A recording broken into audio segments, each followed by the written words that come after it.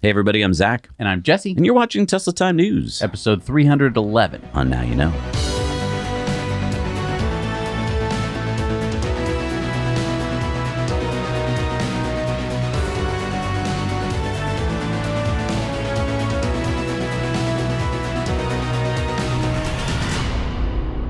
We're brought to you by our amazing Patreon patrons. Help support us bring you independent news every week by heading over to patreon.com/nowyouknow. There's really cool perks over there. I want you to go check those out. We'd like to thank Masterworks for sponsoring today's show.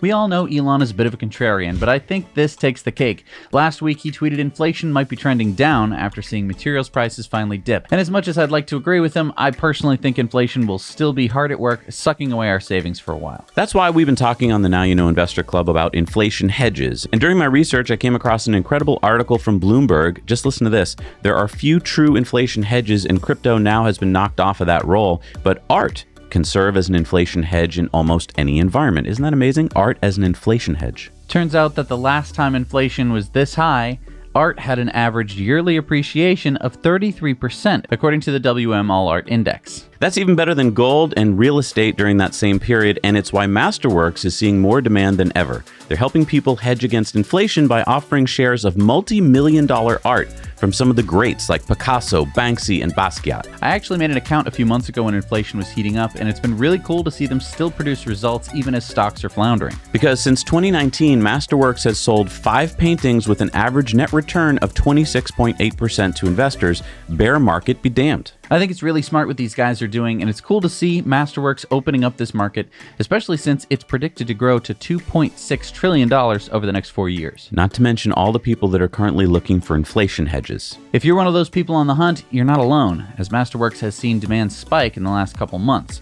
So there is a wait list. But you can skip it by clicking the link in the description for priority access to their newest offerings. So last week we talked about Dan O'Dowd's blatantly false claims about full self-driving. If you want to check that out, you can see it here on our Clips channel or just check out last week's Tesla Time News. Our editing schedule just missed us out on including an awesome video from Holmar's catalog. Yeah, that video was really well done. Holmar's catalog went out there and tested to see if full self-driving would hit children, as Dan O'Dowd had claimed. Let's take a look at it here.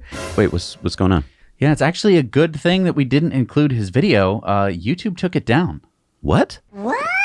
Yeah, Teslarati reported on this. Videos disproving false Tesla full self-driving beta claims made by Dan O'Dowd were removed by YouTube. According to YouTube, we determined that the videos raised to us by CNBC violate our harmful and dangerous policies. I think I have to be like Elon in this one. What? I just want to point out here that the video that we're talking about, no one gets hurt. The car acts exactly as it should. Right. They did have their kids test out full self-driving by standing in front of the car, but this is only after they tested several mannequins with absolutely no issue. Well, and also the father was behind the wheel. Like, we all drive our cars near people. That's fine. And I mean, aren't there thousands of videos of car crash compilations on YouTube with real accidents where real people get hurt? How do those not violate the harmful and dangerous policies? Well, I mean, perhaps you could argue that those accidents weren't testing anything on purpose. Okay, how about videos of people purposefully driving their cars on 2 wheels on public highways? Okay, but if you read through YouTube's very extensive and blanket, misuse policy, you'll also see that they have a section on child safety. Harmful or dangerous acts involving minors, content showing a minor participating in dangerous activities or encouraging minors to do dangerous activities, never put minors in harmful situations that may lead to injury, including dangerous stunts, dares, or pranks. So that must be it. Okay, ignoring again the car crash compilations where you can hear children crying in the dash cam footage, there's thousands of fail videos showing kids participating in dangerous activities, including stunts, dares, and pranks. Well, and we ought to talk about the other conflict of interest going on here. I mean, sure, Dan O'Dowd stands to gain from duping people and politicians into doubting Tesla full self-driving, but YouTube also has a conflict of interest because you see they're owned by Google, which is also known as Alphabet, and Alphabet owns Waymo, which is another direct competitor to Tesla. And so YouTube takes down a video disproving that full self-driving works. Right. Honestly, and I think this explains a lot. I don't think that we're the only Tesla tubers out there who have noticed a significant drop-off in views this year. Yeah, I mean, we've been growing in subscribers just fine, but our impressions have been steadily declining. It's basically been, and I know we're getting into the YouTube weeds here, but it's been our click-through rates that have been keeping us afloat. Yeah, could it really be that YouTube doesn't want Tesla to succeed? Now, this latest video takedown has been the only hard evidence that shows such a heavy bias, but if you look into YouTube's algorithm for like 5 minutes on practically any topic, you'll find examples of where they do much heavier pinching and pulling. All they have to do is write little tweaks into the algorithm. Oh, if it's a Tesla video, don't show it by 20%. Well, I'm sick of it. I'm sick of established media getting to doctor the story to portray the narrative they want. It's obvious that CNBC called up YouTube after basically having their FUD completely disproven with the perfect video, and instead of issuing a retraction, they thought, let's bury this. Let's make it nearly impossible for people to see real data, which proves our narrative false. But won't fans of Tesla see right through this? And of course they will, which is perfect because we can accuse them of sharing a banned video and call them conspiracy theorists. F that. I'm not going to stand for it. We're going to put the video up on Patreon bonus stories. If YouTube takes it down from there, we're going to publish a link where you can download it for yourself. But also, if you're mad about essentially having corporations try to censor facts and push false narratives and make this community that you're a part of look like a bunch of crazy people, please fight the algorithm. There's all sorts of little things that the algorithm loves it when you do, like unsubscribe and resubscribe to this channel, hit the notification bell, hit the like button on every video you see on this channel, share it with your friends, share it to social media groups, because basically it's been a month since we've broken 100,000 views. I know, it's weird. This is all while there's tons and tons of Tesla news, and I've heard from lots of people who are just like, you haven't been showing up in my subscription feed, even though I'm subscribed to you. But I did want to ask you, you said unsubscribe? YouTubers are never supposed to say that to people. Unsubscribe and resubscribe. For some reason, it resets the algorithm. For some reason, YouTube thinks that if you're subscribed to a channel, that you're going to get tired of it after a while. I mean, that's their excuse. And basically, if they want to, they can say, well, it's just Tesla YouTubers. Nobody's interested in it anymore. So do a couple of these things, and it's going to...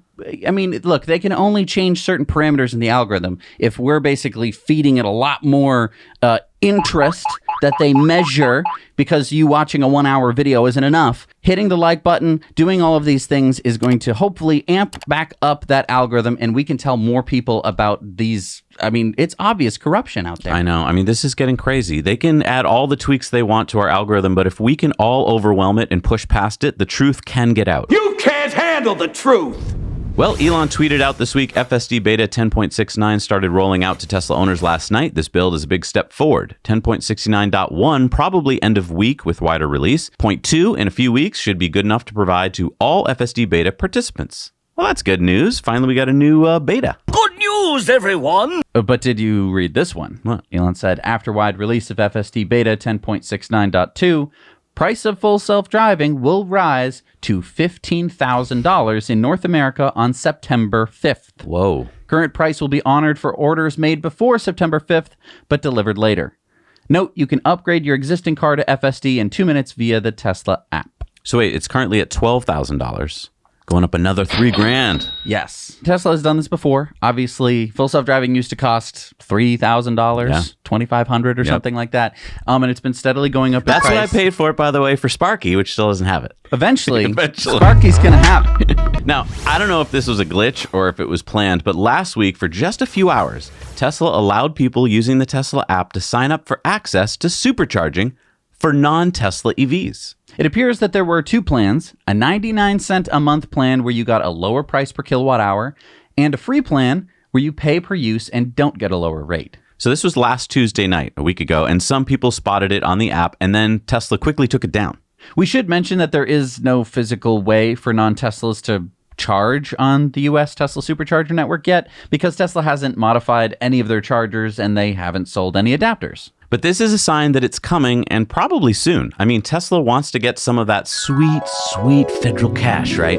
And what better way than opening up the Supercharger network? I don't know if this means that it will be soon. It might just have been a programmer working on some code and it got released prematurely. I mean, 99 cents a month? That seems amazingly low.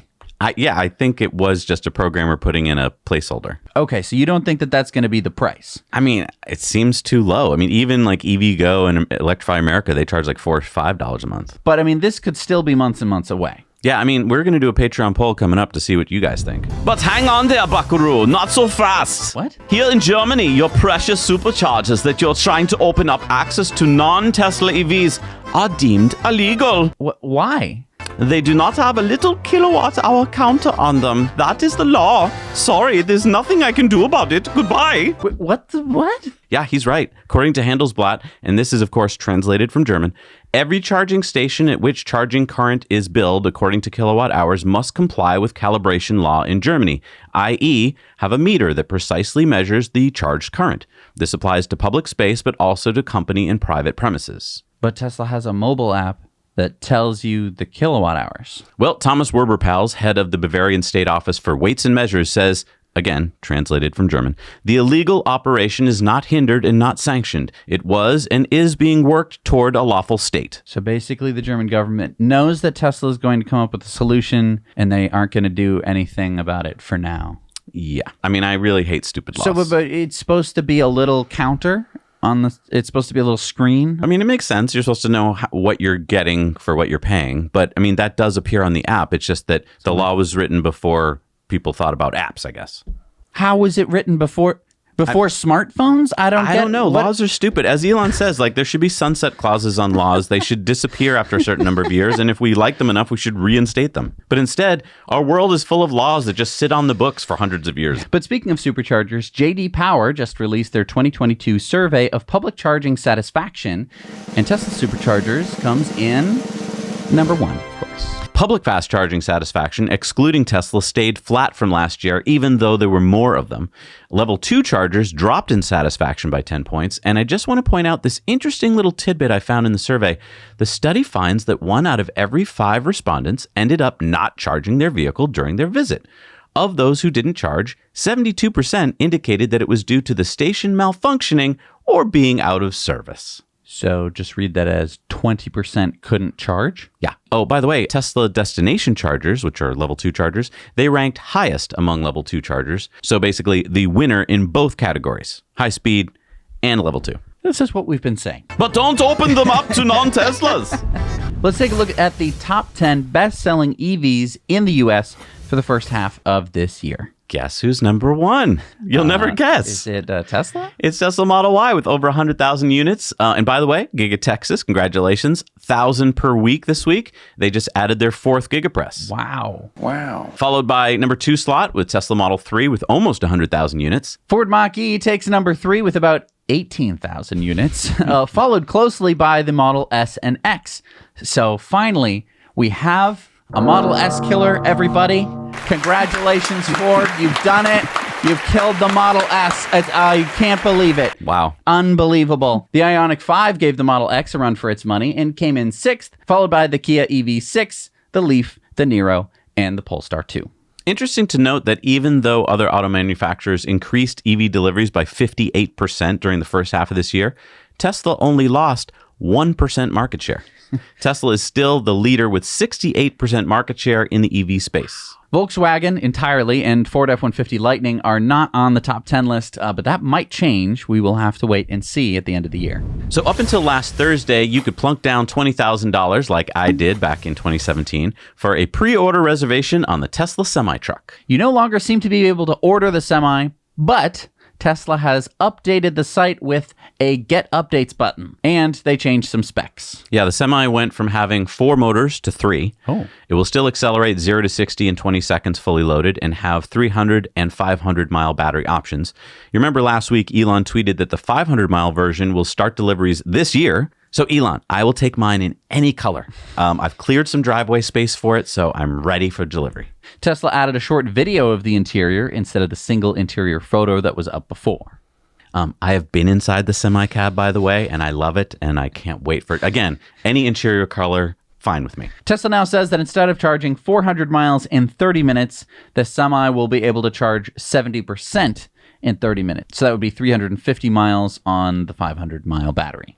And they mentioned the Tesla Semi-Charger. So here's a Semi charging at one at Giga Nevada. Now, Tesla says that the semi's energy consumption is less than, get this, 2 kilowatt hours per mile, which would imply that a 1 megawatt charger should do the trick, and would also suggest that they might have been able to get the battery size down from what many expected would be a 1 megawatt hour pack to a 750 kilowatt hour pack. Now, if the semi can consume less than 2 kilowatt hours per mile, that would be amazing, especially considering our test with the Rivian R1T towing a 3,000-pound camper at highway speeds used around 1 kilowatt hour per mile. Yeah, I can't wait to get our semi-truck. I think we're going to call it Z and J Trucking. I think JZ Trucking sounds much better.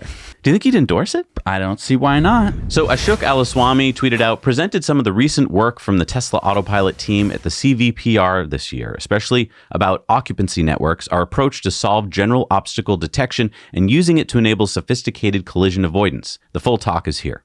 And Elon said, worth hearing about Tesla Autopilot software and AI progress. Now, we watched the whole thing. It's really interesting. We'll put the link down below so you can check it out. But one screen really caught me here. Autopilot saves humans from colliding at about 40 accelerator misapplications saved every day. What does that mean again? Tesla has found that within its fleet, people have been hitting the wrong pedal because we're monkeys. Here's a video here of someone hitting the wrong pedal, going in the wrong direction, and smashing into their garage. Right. Or someone else's garage. And so basically, Tesla is able to determine that it's about to hit something and correct your stupid mistake of hitting the accelerator instead of the brake, and it's been saving lives. So I did a little research and a little math. So according to NHTSA, there are 16,000 crashes every year here in the U.S. caused by pedal misapplication. That's when you hit the accelerator instead of the brake. So at 40 saves per day, that would be 14,600 saves per year. So then I researched some more. So according to the Insurance Information Institute, the average property claim in 2018 for one of these accidents was $3,800. And the average bodily injury claim was over $15,000. So if you do the math, that would be $286 million a year that would be saved if Tesla was able to stop these 40 accidents a day. But that's just Teslas. If we could put this technology into all cars on American roads, so 276 million autos on U.S. roads, we could extrapolate that to $39.4 billion would be saved in accidents every year. Because overall, there's $474 billion spent in 2020 on auto accidents of all kinds, highway and so forth. But just the pedal misapplication accidents is about 1/10 of that. So we could save all that money, all that pain, all that suffering with just this one little trick. And I think that this is why Tesla needs a PR department. It's great that they have their AI guy tweeting on Twitter and that Elon is tweeting it as well. That's great, but it doesn't really tell the full story. This is buried in a very dense, complicated topic that most people aren't going to watch. And they're not trying to prove any numbers here. They're just trying to write AI, which I want them to do. But that's why I would just love it if Tesla had some department that could go, wait, can I see the data here for a second? Oh, we've saved an average of this much money. Let's put that on the slide too. Meanwhile, Dan O'Dowd is out there claiming that Teslas aren't safe. And they obviously are. I mean, this is just us doing back of the napkin math. Tesla has all the data. And if Tesla put this out there, then maybe NHTSA might get off their ass. So Lucid Motors unveiled the Air Sapphire at the Monterey Car Week. This will be a tri-motor version of the Lucid Air, capable, according to Lucid, of a 0 to 60 in under 2 seconds from a standstill, 0 to 100 miles an hour in under 4 seconds, and a quarter mile in under 9 seconds with a top speed of over 200 miles an hour. Wow, that's fast. How much is it going to cost? It will start at $249. No, see, Zach, this is where people stop saying $249 and they start saying, oh, about a quarter. About a quarter? About $250,000. Oh, right, This is, you know, I'm just... Once we're getting into this league, you gotta sound like it's about a quarter. About a quarter, whatever. Now, we don't know exactly if it should beat a Model S Plaid, but that's the word on the street.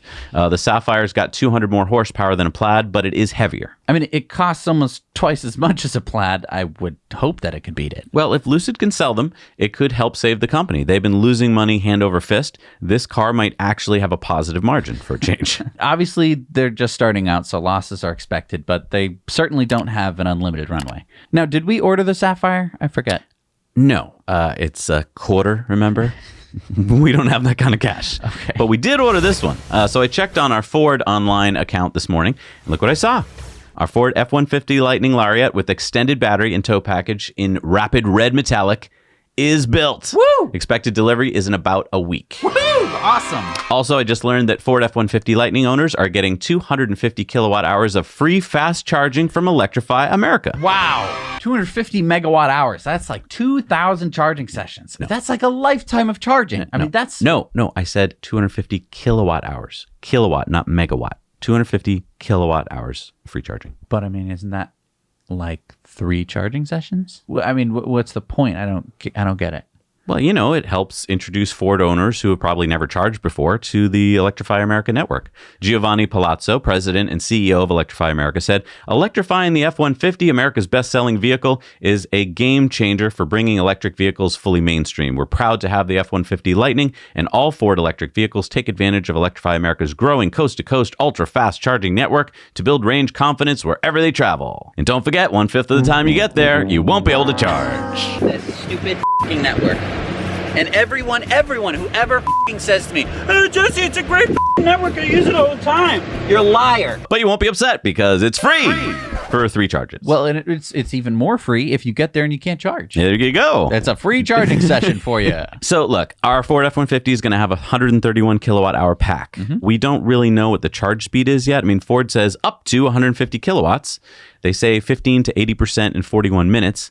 That's one of the things we're going to test first. Okay. So remember, subscribe to this channel because we're going to have a Rivian, which we already have, the Ford F-150. I mean, we're going to be pickup truck central here, and we're going to be able to give you all the stats. Because we're also getting the Cybertruck, the Lordstown, if we ever get it. The Endurance, yeah. The Silverado. The Silverado. And any other truck we can find by the side of the road. Hey, and if you love trucks, especially Cybertruck, go to our sponsor, the Cybertruck Owners Club. Check out their website for Cybertruck news, discussions, and community for Cybertruck enthusiasts and future owners. And there you're going to find their crowdsourced reservation tracker that you can update and find your place in line. And don't forget their 3D configurator, allowing you to visualize the Cybertruck in any color, wrap, and logo, both on screen and in augmented reality. So have you been thinking about getting an electric stand-up scooter? Ethan has reviewed so many scooters on our sister channel. Now let's review. Yeah, there are so many scooters to choose from. And this week, Ethan reviewed the NIU KQi2 scooter. Range, braking, build quality, price, performance, all in really fun to watch videos. Yeah, I find his brake test to be super valuable. I mean, this NIU scooter brakes differently than most other scooters we've reviewed, and it's such an important aspect. Also, Ethan tests acceleration, even going up hills. Again, that's super important, especially if you're planning to get a scooter as a commuter transportation solution. And that's the thing. Scooters don't just have to be used as toys. These can really replace cars for many people, and in many places can probably get you to work faster and way cheaper than a car. So go check out that video and subscribe so that we can keep bringing you great content over on Now Let's Review. So the Inflation Reduction Act has been signed into law by President Biden. Byron, bring me to the White House, baby. There is lots of new stuff in this law, a lot of credits for things like solar, heat pumps, and home batteries. And we thought we'd quickly walk you through how much you can save on what things and how to get your cash back through this law. So let's jump in. Okay, so this new law replaces the non-business energy property credit with the newly named Energy Efficient Home Improvement Credit. So now instead of being limited to $500 per year credit for doing improvements to your home, like installing insulation and new energy efficient windows, the limit has now been raised to $1,200. So 30% of what you spend on energy efficient home improvements like insulation, doors, windows, and skylights up to $1,200 per year will be eligible for a tax credit when you file your individual tax return. Yep. Also added are biomass stoves and boilers, electric panel upgrades, and home energy audits. And there's $2,000 for heat pumps and heat pump hot water heaters. Now, that's if you don't qualify for the $8,000 credit because your income is above the 150% area median income limit. Hang on, I'm already overwhelmed. 150% area median income limit? How the heck do I figure that out? Okay, well, we'll post a link down below to Fannie Mae's Area Median Income Lookup tool. It's really easy. I know it sounds complicated. You just enter your zip code and it will show you. Look. Okay, so if I live in Beverly Hills, which I don't, the area median income is $97,900. That right. Seems low. Well, it's actually taking all of LA County, so that's why. Oh, okay. So that's how they're going to calculate it. It's the area, wherever area you live in. It's not just the zip code. No, I mean, the zip code gets you to your spot, but right. So then you take $97,900, you multiply it by 1.5, you get $146,850. So if my household income is below this, I qualify for the credit. I get it. Yeah, and that's why I put this in here because for a lot of people, they just read I'm going to get a credit, but then they do their taxes and they find out, I'm not going to get the credit. So go check that first just to see. One of the best parts of the new law, in my opinion, though, is the increase in the solar tax credit to 30% of your system cost. Now, that's up from 26%. This credit will last until 2032. In 2033, it falls back to 26%. Then in 2034, it drops to 22% before it disappears. This 30% counts for solar that you got installed anytime after January 1st of 2022. Oh, nice. So those who went solar this year got a bonus Christmas present from Uncle Sam. That's right. So for this year and next year, you just need to keep your receipts in case you're audited. Starting in 2024, you'll need to include a specific product ID number that manufacturers will provide you. You'll have to put that number on your taxes to get the credit. Wait, so if I go to like Home Depot and I buy a roll of insulation, there's going to be a number on it somewhere? Supposedly, yeah. I'm sure that'll work flawlessly.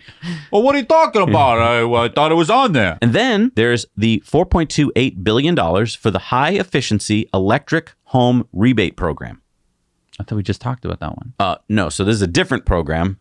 So the law is made up of a lot of different things. Okay. And this is another thing. Okay. Remember I mentioned up to $8,000 savings for heat pumps to heat and cool your house? Yes. Well, there's also up to $840 offset for a heat pump clothes dryer or an electric stove. There's $4,000 rebate for upgraded electrical panels and up to $2,500 for electrical wiring improvements. You get up to $1,600 for insulation and sealing of leaks in your house. A total of up to $14,000 in rebates. Again, as long as you aren't above the 150% area median income limit. Okay. Very good. Now, how all these rebates are going to be handled has been left up to the Treasury Department to issue general guidelines, but the intent is to make these credits point of sale. So my guess is that next year, consumers will start to see products with these cost savings displayed right on the sticker price. This rebate program will run through September 30th, 2031. Good. So people have some time to do their shopping. Yeah, this isn't something you have to run out and do before the end of the year. Start planning your projects because I think this is going to be really cool. A lot of cost savings for a lot of cool projects. Because basically everything that we're talking about here are products that are going to save you money. Right. It's going to be taken right off your energy bill because you're not going to be spending all that heat trying to, heat up your water, heat up your clothes.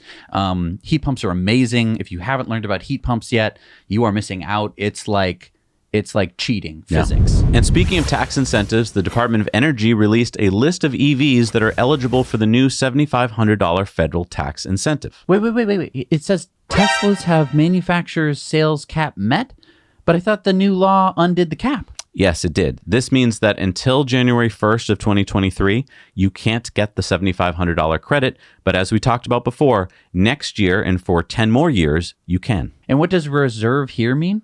It brings you to a page like this where you can reserve a vehicle. So if you keep the price under $55,000 for sedans and $80,000 for SUVs and pickup trucks, then you can get the $7,500 credit. I don't see the Volkswagen ID4 on this list. That's because Volkswagen hasn't moved production to Tennessee yet officially. When it does, it should join the list because remember, the vehicles have to be built primarily in North America. And remember, if you are over the income limits, that's $150,000 for single filers, $225,000 for head of household, and $300,000 for joint filers, then you won't qualify. Right. So there's now an income limit as well.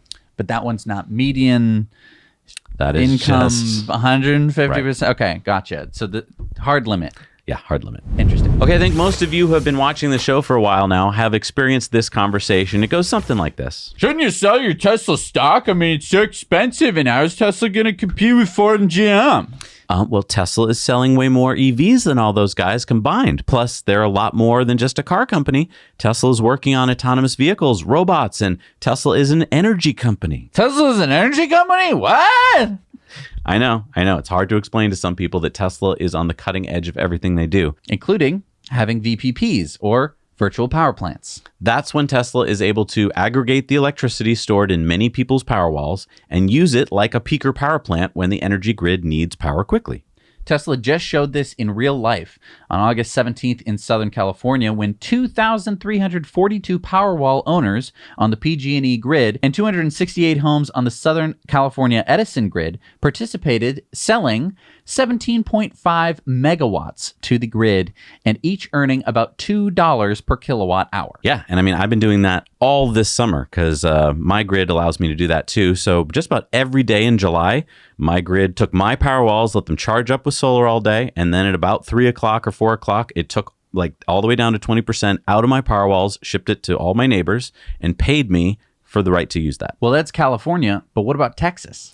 Tesla Energy Ventures has applied with the Public Utility Commission of Texas to sell electricity on the retail market. Tesla has posted for a product operations manager retail electricity based in Austin. In the description, Tesla said that the role will oversee the launch and growth of a new electricity retailer in the Texas market.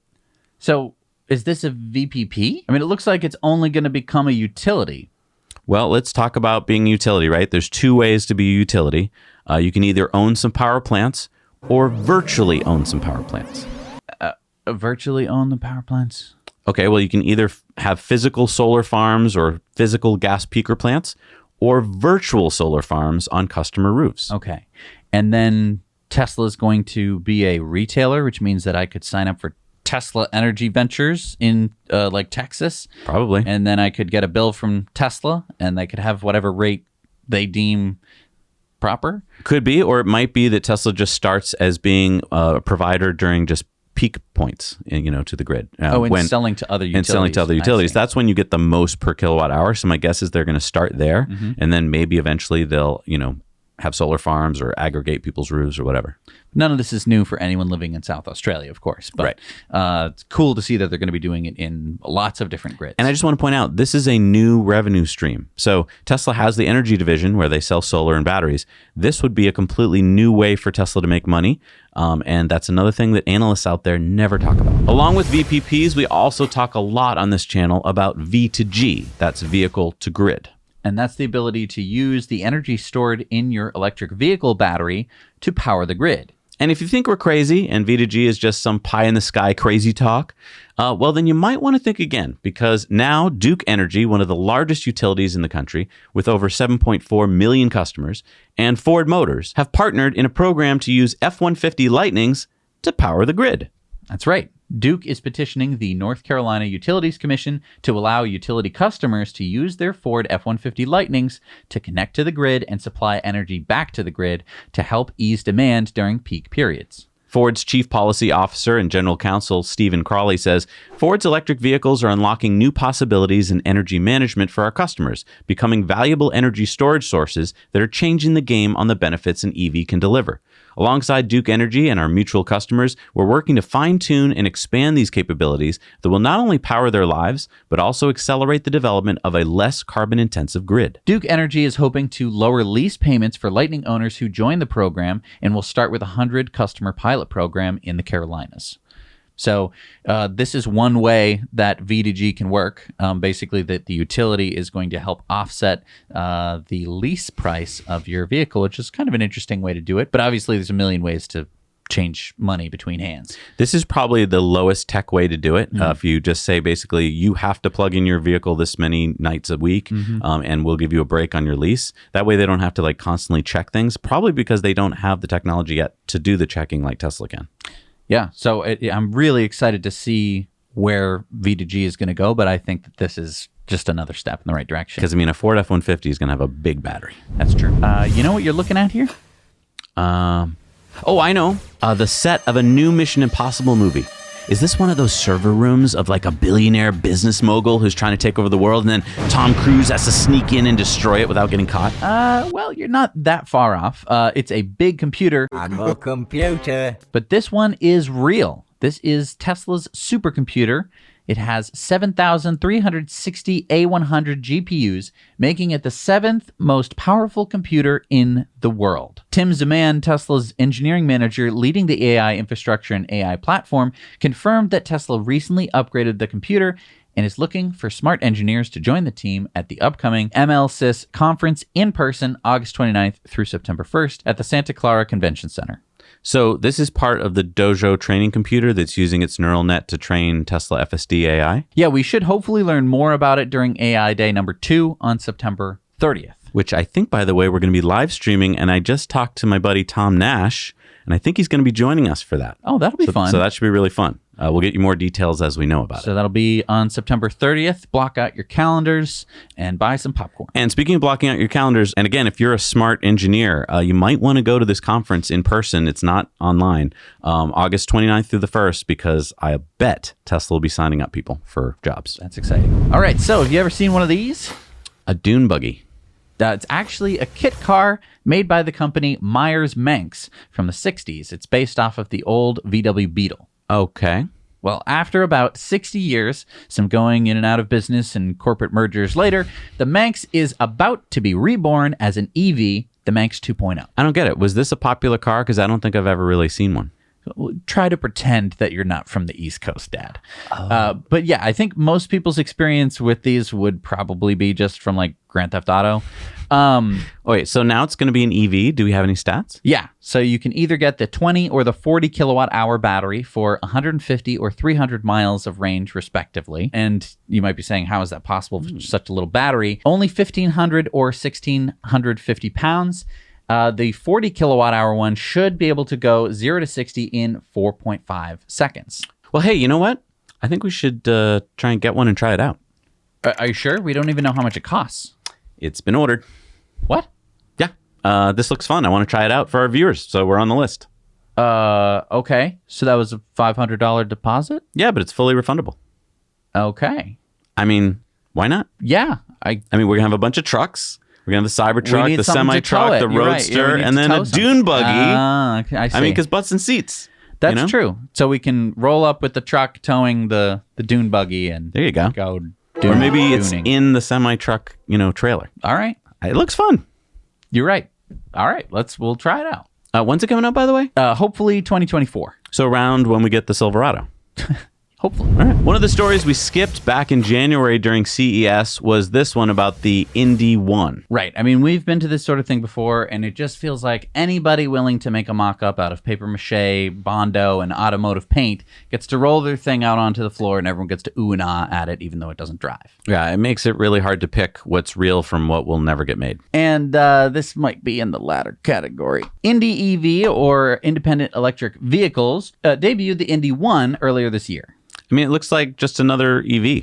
Oh, but that's where you're wrong, Zach. It's just an EV with a gaming PC in it. Oh, okay. I'm sorry. So it's fully autonomous and you can game while it drives you around? No. It has driver assistance, but it's not autonomous. So don't worry, though. Your passenger can play while you drive. Or you can park, get out, switch over to the passenger seat, and then play a game in your car. Wait, so it's just an EV with a computer in it? That's what I just said. So what? All right. So what are the stats? Well, they're not that impressive. I don't think they're worth talking about because I'm more concerned that this is never going to get made. The estimated delivery date is Q2 of 2023, which is a year away. And so far, we don't know where it's going to get built. But if you get the premium edition, you can get a drone. What, they throw in a drone? Or a Polaroid camera. Wait, I'm sorry. Or roller skates. Hang on. Depends on the color of the car that you get. And this is all, protected with blockchain. Wait, roller skates? Yeah, depending on the color of the car, you can get lots of different stuff like shoes. What? Huh? What do you think? Hey, and if you want to share this story with your friends, but you don't want to share the entire episode, head on over to our Now You Know Clips channel where we chop these into little bite-sized clips that you can easily share. All right, it's time for Into the Future, sponsored by our friends at Henson Shaving. Thank you, Henson, again. Another week, another half a centimeter of beard hair gone. All thanks to the amazing folks at Henson Shaving. I was at the store the other day looking at, cartridge razor blades. Why are we doing that?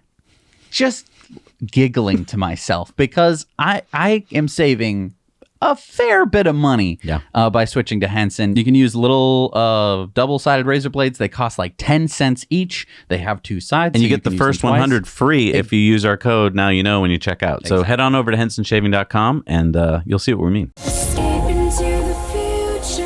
Right, so Jesse, you want to see the future? Check this out. Let me guess. It's another concept car. It is the Model L100 EV concept from Lincoln, which is, of course, one of Ford's brands. Ford says it pays tribute to the 1922 Model L, its first luxury vehicle ever made 100 years ago. I do think it's worth stopping for a moment and letting that sink in. Luxury cars have only been around for 100 years. Yeah, that's pretty. I mean, that's it. 100 years. Back to the non-existent, though, and never will be existent, Model L100. It will feature a dual chess piece controller on the center console. I'm sorry, a what? A dual chess piece controller that will replace the steering wheel. Because, steering wheels are so 2020. The front seats also swivel to face backwards. Because, driving is also so 2020. There'll also be a digital floor and a bunch of other crap that will never see the light of day. So why are we even talking about this? You brought it up. I know. I don't know. Also, why. okay, they're bringing back the 1922 Model L. Is this supposed to be nostalgic for some people? I don't know. Are 100-year-olds go, hey, finally! I was waiting for them to bring back the Model L. Jeepers, I can't wait to get me in my Model L and get who? And it's gonna and you know what? I heard it's gonna have a digital floor. I know what that means. I'm 100. What are we talking about here? I don't know. What? Also, Ford is what basically killed the electric car. 30% of the cars when Ford came out with the Model T were electric, and then the Model T came out, which is so cheap that people bought them instead of electric, and we were off for 100 years of bull. So, I don't know. Whatever. Thanks, Ford. All right, it's time for Going Green, sponsored by EcoWare. And you may have been wondering, what is on their solar panel desk today? It is my beautiful new mouse pad. Wow. Now, when I was a kid, mouse pads were a lot smaller than this. Well, this is a desk pad. As you know, mice have been getting bigger and bigger over the years. No, it's a desk pad. It's a desk pad. And it's really, really beautiful. You get, the nice James Webb Space Telescope brand new picture. So that's up on the EcoWare website now. Yeah, so you can get that. You can also get, we were just kicking around ideas the other day. And what are these? You can get that. And it's Moonderwear? Those are boxer shorts with 2 moons on the back. And it does have a starship in the front. Yeah. I saw that you ordered a pair this week. I have to have them. That's the funniest thing I've ever seen. Do you think you'll model them for the website when they come in? If this video can get 20,000 likes. Oh, wow. How about that? All right. Hit the like button and Jesse will model the Moonderwear. You don't have to see it. Don't worry. It won't be the first picture that comes up. How about that? Look, that's hilarious. Okay? You can't tell me that that's not funny. That is funny. And it's all because of the Artemis 1 mission. That's right. We're going back to the moon, people. Yeah, don't forget to use Artemis 1 as your checkout code and you'll get 5% off everything the entire month of August. So head on over there. There's not much time left. Get this. LAX, Los Angeles International Airport. Yeah, I know that airport well. We've flown into it a few times to cover Tesla and Boring Company events. Then you probably heard about their $14 billion modernization project, which has already started and is planned to last through 2023. No, I didn't. Well, as part of that project, LAX is going to have 1,300 EV chargers by the end of this year. They already have 832 chargers installed. I don't have the breakdown for level 2 versus fast charging, but 600 chargers are in the central parking lot structure located in the middle of the terminals, and the rest are in the economy parking lot. So can you drive right up and charge? I believe you have to reserve a spot by visiting parking.flylax.com. And is it free? No. A Tesla Model 3 will cost about $30 to fully charge from 0 to 100. So this will be one of the largest EV charging locations in the country, if not the world. It will. And I'm excited to see how it works. I'm excited to see what happens and if people like it and if they implement it properly and they keep it maintained. There's lots of questions, but this is the first project like it in the world. Yeah, I just wish that you didn't have to reserve a spot since first. They have 1,300 spots, but it is LA. Maybe they're going to fill up. Yeah. Yeah. All right, it's time for Sunspots. And possibly the best part of the world going solar is that solar is so quickly replacing coal as an energy source. Because coal, frankly, sucks. And that's what makes this next story so great. FirstEnergy Corp, an electric utility that mostly serves West Virginia, is going to be building a 6-megawatt solar farm on the site of an abandoned 27-acre coal ash landfill. Now, before we go any further, I think it might be a good idea to explain what coal ash is. because it kind of sounds okay, right? Like, oh, it's like wood ash. No. It is not okay. Yeah, coal ash is what you have left over after you burn coal, also called boiler slag. Lovely. So it's full of arsenic, mercury, lead, and many other heavy metals. You usually store this disgusting toxic soup in a coal ash pond and then wait for a storm or flood to wash all this crap all over the place. And then it gets into people's drinking water. Good times. And by the way, coal ash is the second largest waste stream in the U.S. today, behind household trash. And if you live in West Virginia and Maryland, though, listen up. You can sign up now to purchase power from the 5 new solar farms that are going up. We'll put a link below. By the way, when you go solar, solar doesn't make coal ash. I don't know if you knew this. And so you don't have to have coal ash pond. But wait, where does all the solar ash go? It doesn't get generated. Oh. So, yeah. You Lovely. just keep that in the ground, people.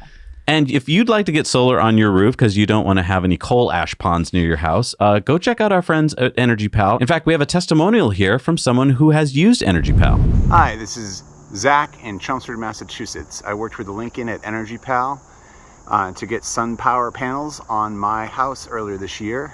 Lincoln was amazing. He got me all kinds of quotes from all kinds of different solar companies. And I also got the SunVault battery for my garage. And as you can see, this is the SunVault battery, currently charging up on a sunny day. Lincoln was amazing, always there to answer questions. No matter how long the phone call took, he was very patient and loves talking about solar. Highly recommend them. And this is all I hear from people. Lincoln and the crew at EnergyPal are super helpful and knowledgeable. So if you want to go solar, give them a call. It's free to you. Just tell them that Zach and Jesse sent you. And if you live in Europe and you're like, but we can't have that in Europe, you can go to Svea Solar. They have just offered us a deal that only you guys are getting. You can either prepay your solar energy solution and get an EV charger with a 50% discount, or you could charge to select the pay-as-you-go solar energy solution, which is leasing, with no upfront fees and get the first 6 months for free. So head on over to Svea Solar. We'll put the link down below so you can get a free quote. And so if you live in Germany, Spain, Sweden, Netherlands, Belgium, and many other countries coming soon, this could be for you. All right, it's time for our video contributor stories. And remember, we need your stories. Send them on in to hello@nowyouknowchannel.com. What do we got this week? Noah says, I've attached a video of my latest experience with Electrify America. Oh, let's see how that goes. Here we are at another Electrify America charging station. This one's in Carlisle, Pennsylvania. We have the single CCS on this stand. It's not available. This one here is not functioning properly. The card reader is apparently not powering on. This one over here seems to be okay, yet it still will not connect to my car after repeated tries. No luck there. And this one over here says it's had its power reduced for an update, but still will not connect to the car. So yet another Electrify America charging station that is actually probably more dangerous than it is good because it can't be relied on. Yeah, he says, I called a support phone number, selected option 4, and was connected immediately with a kind human who was very grateful for my call and said a technician would be sent out right away. Well, that's good, because even though you can't charge, they'll work on it for you. Thanks, Noah, for giving us that update. All right, it's time for our Patreon bonus stories. And would you like to see a Rivian driving into a lake? And much more. Then head on over to patreon.com/nowyouknow. You get all of our Patreon bonus stories for $1 a month. Can't wait to see you there.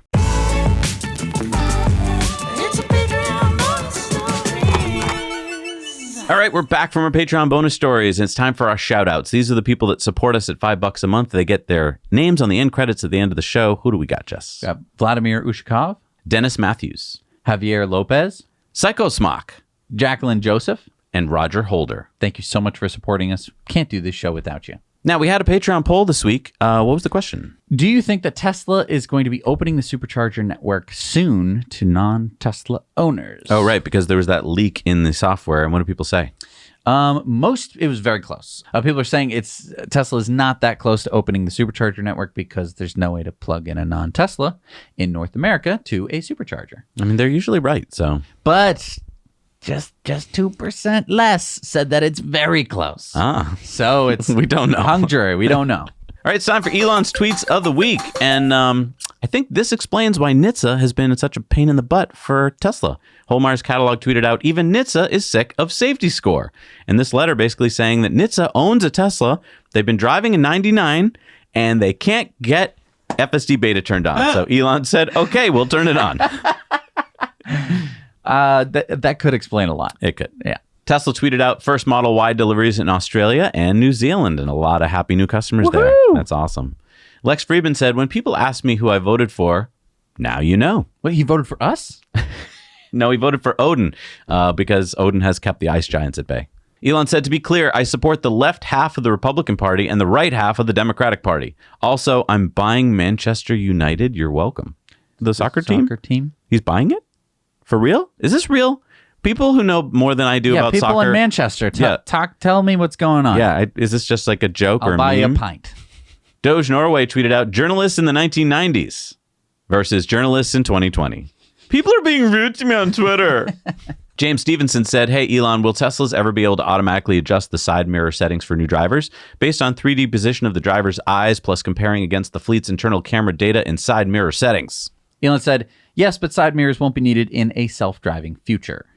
That said, we will add auto configure to side mirrors. They're really going to do that. They're going to take the camera and, I mean, that's cool. I'd never know if I've adjusted my mirrors correctly. I know, right? It might be even more accurate. And he said side mirrors cause about a 5% range reduction at highway speed. So maybe that's because they're not going to last long.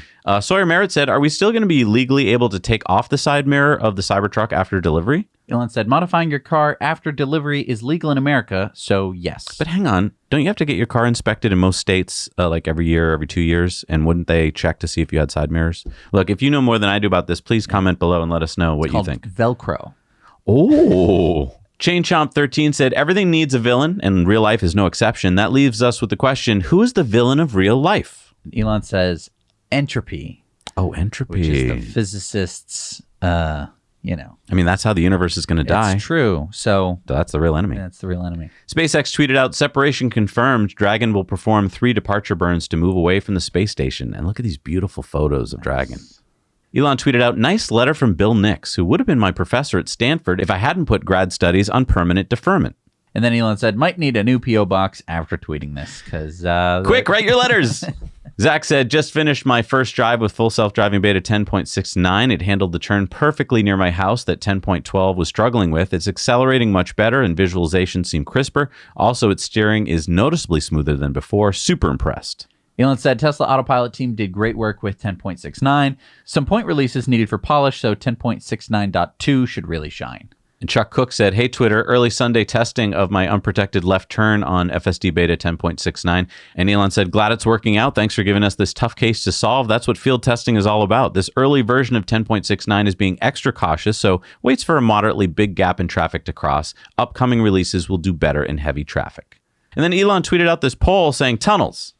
And most people said both impossible pipe dream and stupid hole in the ground. Elon said, funny how there are often simultaneous reactions saying it's impossible and it was already done 3,000 years ago. And he said, now Boring Company tunnels are in active use in Vegas. Try it if you're in town. We'll be expanding to connect all major destinations in Vegas plus the airport. Would be cool to do a much simplified Hyperloop demo tunnel between Austin and San Antonio. It's the fastest way to get between one downtown and another with known physics, and the standard model is proving quite resilient. All right, it's time for Community Mail Time. Community Mail Time. And remember, you can share your stories, photos, and videos with us at hello@nowyouknowchannel.com. Benton says, came across a white F-150 Lightning Platinum with Alberta plates in Kelowna, British Columbia, Canada. I almost walked right by it without noticing until the driver popped the frunk, and I was like, oh, what? It's a Lightning!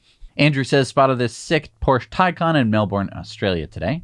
And then Steve's Model X FSD avoids a bicyclist. He said, hey, Zach and Jesse, with all the to-do about Teslas that use FSD running over childlike mannequins, I thought I'd send you a real-world video clip from my Model X front-facing camera showing my Tesla navigating a construction zone and avoiding hitting a bicycle rider while being driven by FSD beta. I thought it was impressive how the car is able to pick the bicycle rider out against a complex background of people, trees, trucks, telephone poles, etc. Okay, wait. We can't show it. Oh, no. Our video's going to get taken down. Alfred says, I was at a Supercharger in Söderholm in Sweden. I saw Teslas charging next to Volkswagens, Mercedes, and a Jaguar. Beautiful harmony. Tack for a great show. Thank you, Alfred.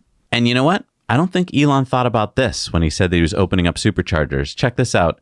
Helicopters charging at superchargers. Daryl and a couple other viewers sent in what appears to be a German police helicopter charging at a supercharger. I believe this is the Karlsruhe, Germany supercharger. Right. And I mean, if you read the thing, it's basically saying like, hey, don't ice supercharger locations. So I don't know if that's Photoshop. Doesn't look like Photoshop. It looks like they're charging it. It looks like they. I know it's not electric. No, but I mean, they must have some like batteries on board or something. I don't know. No, you can see the charger handle on the ground. It's just a joke. It's a joke. John sent us this picture of an FUV rental in Hawaii. And Archie says, hey, Zach and Jesse, just want to say I love you guys' show and I look forward to it every week. Keep doing what you're doing. Wanted to share a couple of spottings of mine here in Fresno, California of an Arcimoto FUV and a Rivian R1T. Thanks, guys. Thank you, Archie. Awesome. Chris spotted this Mitsubishi with a funny license plate near his work in Ottawa, Canada. Tesla to be.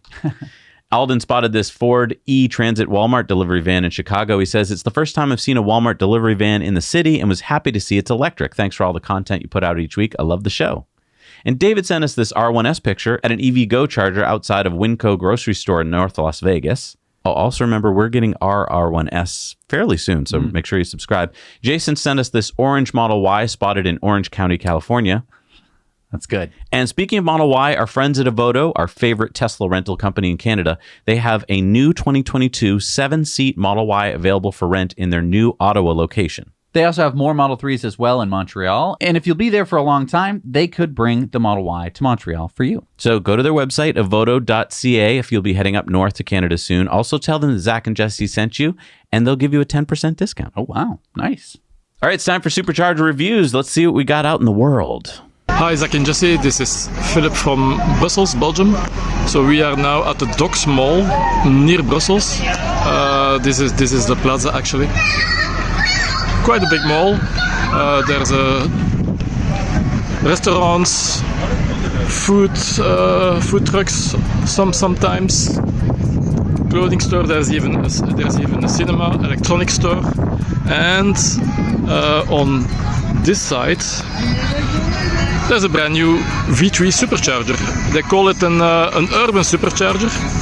I don't know urban. Why urban? Because they look like regular stores to me. On the mall over there's allegedly 4,500 square meters of solar panels. There's a rainwater recuperation system for irrigating the plants. The supercharger is actually secured by a barrier. That's the exit. Why? Well, I guess it can be quite busy, especially here on Saturdays. So you have to be mindful of that. Over there's a public transport option. You can, when you're finished charging, you can visit the city by tram. Overall, I think I give this supercharger station a 7 out of 10. Well, why so low? Well, on Saturdays it can get quite busy. But if you avoid Saturday afternoons, should be okay. Now you know. Hi, Zach and Jesse. This is Claudia from Germany. We are on the brand new supercharger stores in Troisdorf. That's a city near Bonn in Germany. They've just opened. It's near a golf area. You get a restaurant, and it's called 19th. We had just coffee and Coke, and it's not so expensive like we thought. It's really nice here. It's brand new, and there are 2, 4, 6, 7, 10 stores. So now you know.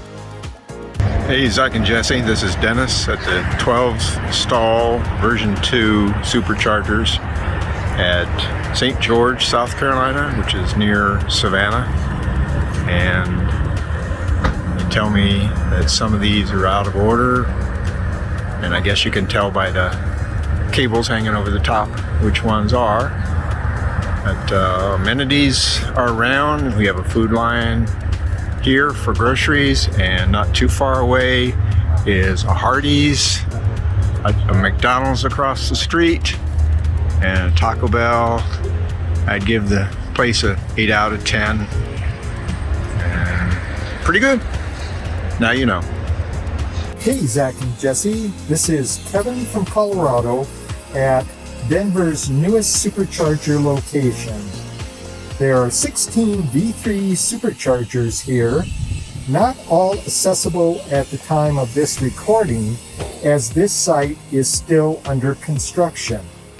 The development here includes a Target, Chase Bank, restaurants like Mod Pizza and Ice Cream Gelato, as well as Clark Market, the aforementioned Target, and coffee shops and brew pubs nearby. Once this site is fully developed, it will be an excellent place to come and charge your Tesla. As a bonus, about 1 mile east of here is the Wings Over the Rockies Air and Space Museum. A great place to drop in, maybe drop the family off there while you come over here and charge your car. I would rate this site, once fully developed, a 10 out of 10. Now you know. Thank you so much for doing Supercharger reviews. So nice to see all these different places in the world and all of our amazing fans who do it. You can submit yours at nowyouknowchannel.com. What do we got for new Superchargers? We've got number 9 in Singapore is the 3-stall at Great World, Singapore. Number 84 in Texas is the 20-stall in Clyde, Texas. 154 in Canada is the 8-stall in Kemptville, Ontario. The 12-stall in Mojave at Sierra Highway, California. Number 296 in California is the 48-stall in Santanella, California. Number 38 in Maryland is the 8-stall in White Plains, Maryland. And number 40 in Illinois, 1,458 in the USA, and 3,622 in the world is the 8-stall in Urbana, Illinois. And you made it to the end of the show, and I just want to remind everybody that, yes, our F-150 Lightning has been built, and I think we're getting delivery in a week or two. I've already been talking to the dealership about it. They don't seem to know much about it. They're like, oh, yeah, I guess. I don't know. I guess it's coming. You want to just come down here and fill out the paperwork? We'll try and sell you a warranty on the exhaust system, maybe on the timing belt, because those always go, you know. It is funny. The first few times I called them, I don't even think they knew what the hell I was talking about. Yeah. But luckily, they did some Googling, and hey, we sell an electric truck. Wow. Hey. What do you know? Bob, did you know this? No, I swear to God that when I called the dealership, it sounded like the joke that we always make about dealerships. It really sounded like Vinny picked up the phone. Yeah. It's not a joke. First, the person who picks up the phone is a woman who doesn't know anything and then hands you off to a guy who doesn't know anything. It's just like so stereotypical. Yeah, I know. Wow. But you know what?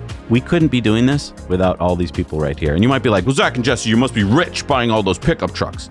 We're not rich. It's called, one word, financing. Right. We're financing the truck. We're doing the American dream, right? Where we over leverage ourselves. Yes. Mm-hmm. At some point, we're probably going to sell the truck.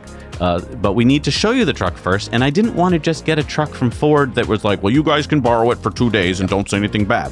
No, we want to use it just like we're using the Rivian to test it out fully. And the cool thing here now is like we've already been testing the R1T, so we know how to test them now, and we can test them head to head. And I think it's going to be really fun to put them head to head. I don't know, even do like a tow off or something. It's got to be fun. Yeah. And then we get to see what both of their services like. We already know we're still waiting on getting the water out of our doors on the Rivian. Right. You know, little things, just the little things. Oh, and did I tell you the other day, it was really hot out and I tried to open the tonneau cover on the Rivian, and the hot sun beating down on the aluminum that is painted black does what? Expands it. So it means it goes like this. So I had to pound on it to get the things to go together, and then it finally opened. Oh, nice. So, Rivian engineers, heat expands things.